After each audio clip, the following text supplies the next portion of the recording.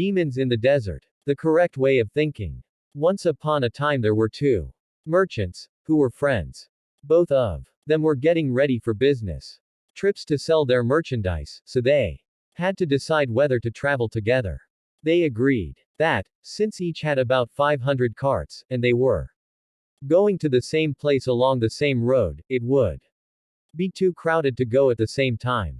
One decided that it would be much better to go first. He thought, the road will not be rutted by the carts, the bullocks will be able to choose the best of all the grass, we will find the best fruits and vegetables to eat, my people will appreciate my leadership and, in the end, I will be able to bargain for the best prices. The other merchant considered carefully and realized there were advantages to going second. He thought, my friend's carts will level the ground so we won't have to do any road work, his bullocks will eat the old rough grass and new tender shoots will spring up for mine to eat. In the same way, they will pick the old fruits and vegetables and fresh ones will grow for us to enjoy.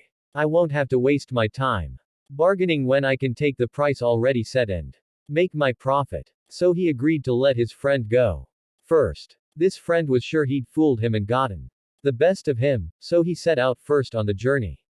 Quote, the merchant who went first had a troublesome time of it. They came to a wilderness called the waterless desert, which the local people said was haunted by demons. When the caravan reached the middle of it, they met a large group coming from the opposite direction. They had carts that were mud smeared and dripping with water. They had lotuses and water lilies in their hands and in the carts. The head man, who had a know-it-all attitude, said to the merchant, why are you carrying these heavy loads of water? In a short time you will reach that oasis on the horizon with plenty of water to drink and dates to eat. Your bullocks are tired from pulling those heavy carts filled with extra water, so throw away the water and be kind to your overworked animals. Even though the local people had warned them, the merchant did not realize that these were not real people, but demons in disguise. They were even in danger of being eaten by them. Being confident that they were helpful people, he followed their advice and had all his water emptied onto the ground.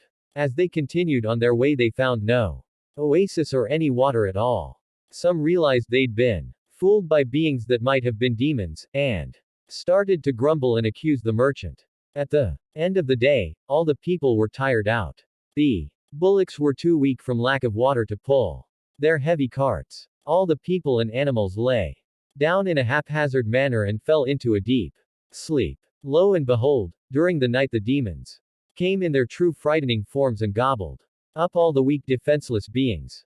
When they were done, there were only bones lying scattered around. Not one human or animal was left alive. After several months, the second merchant began his journey along the same way.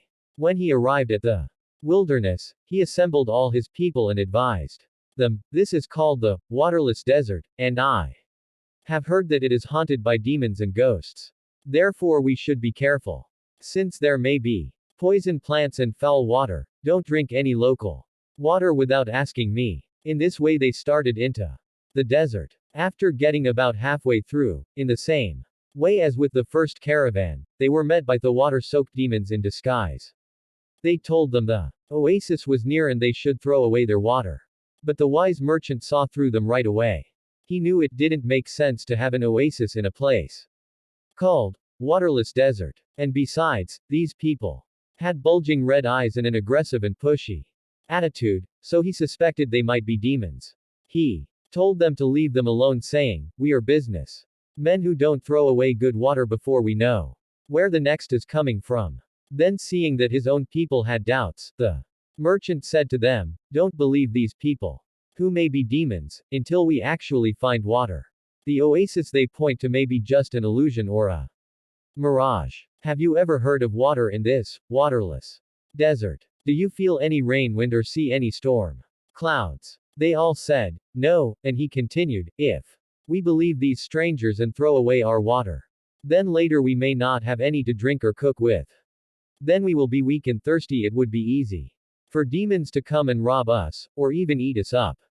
Therefore, until we really find water, do not waste even a drop. The caravan continued on its way, and that Evening, reached the place where the first caravans. People and bullocks had been killed and eaten by the demons. They found the carts and human and animal bones lying all around. They recognized that the fully loaded carts and the scattered bones belonged to the former caravan. The wise merchant told certain people to stand watch around the camp during the night. The next morning the people ate breakfast, and fed their bullocks well. They added to their goods the most valuable things left from the first caravan. So they finished their journey very successfully, and returned home safely so that they and their families could enjoy their profits. The moral is, one must always be wise enough not to be fooled by tricky talk and false appearances.